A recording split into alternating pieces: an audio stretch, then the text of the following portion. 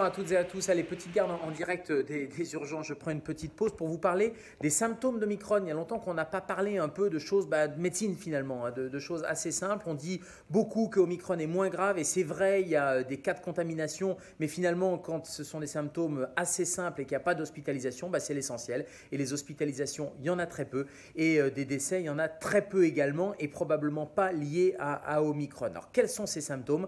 Eh bien c'est un variant qui attaque essentiellement la sphère ORL, c'est-à-dire ça va attaquer le nez, la gorge, vous allez éternuer, avoir des maux de tête, avoir une fatigue, éventuellement de la fièvre, mais ça reste surtout localisé au niveau de la tête et ça ne descend pas sur les poumons et ça c'est quand même plutôt la bonne nouvelle. Alors ça ne veut pas dire qu'il n'y a pas du tout de formes qui peuvent être graves, notamment chez des patients qui sont très fragiles ou très âgés, mais ce n'est pas forcément le virus il est là comme un déclencheur finalement, donc ça c'est la bonne nouvelle. Voilà pourquoi finalement au Royaume-Uni, en Afrique du Sud, au Danemark, il ne se passe pas grand-chose et ils sont de plus en plus en train de le considérer comme un simple rhume.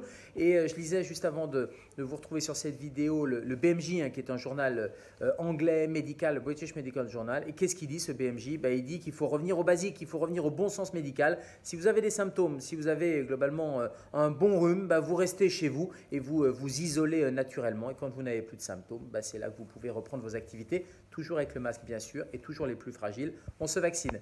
Allez, j'y retourne, à très vite.